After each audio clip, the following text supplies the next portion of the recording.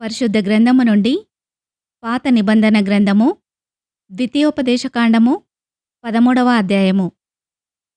ప్రవక్తయే గాని కలలు కనువాడే గాని నీ మధ్య లేచి నీ ఎదుట సూచకక్రియనైనను మహత్కార్యమునైనను చేసి నీవు ఎరుగని ఇతర దేవతలను అనుసరించి పూజింతము రమ్మని చెప్పిన యెడల అతడు నీతో చెప్పిన సూచకక్రియగాని మహత్కార్యముగాని సంభవించినను ఆ ప్రవక్త మాటలను కలలు కనువాని మాటలను వినకూడదు.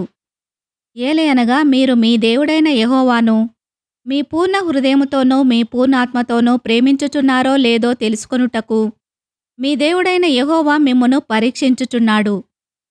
మీరు మీ దేవుడైన యెహోవాకు లోబడి ఆయనకే భయపడి ఆయన ఆజ్ఞలననుసరించి ఆయన మాట విని ఆయనను సేవించి ఆయనను హత్తుకొని ఉండవలెను.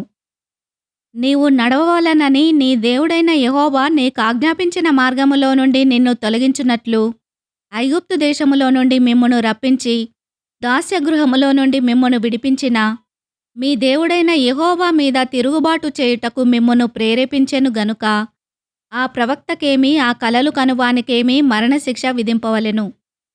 అట్లు నీ మధ్య నుండి ఆ చెడుతనమును పరిహరింపవలెను.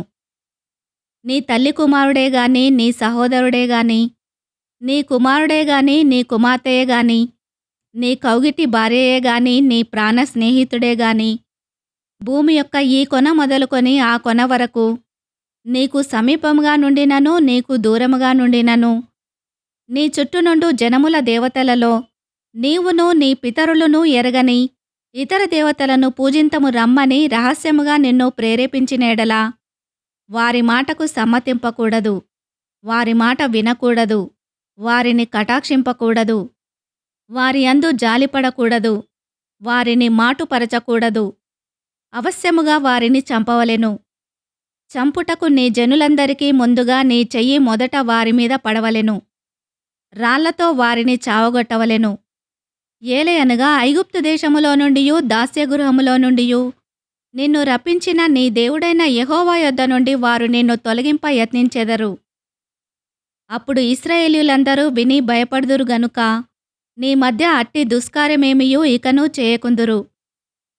నీవు నివసించుటకు నీ దేవుడైన యెహోవా నీకిచ్చుచున్న నీ పురములలో ఏదో ఒక దానియందు పనికిమాలిన కొందరు మనుషులు నీ మధ్య లేచి మీరు ఎరగని ఇతర దేవతలను పూజింతము రమ్మని తమ పుర నివాసులను ప్రేరేపించిరని నీవు వినిన యెడల నీవు ఆ సంగతిని శోధించి పరీక్షించి బాగుగా విచారింపవలెను.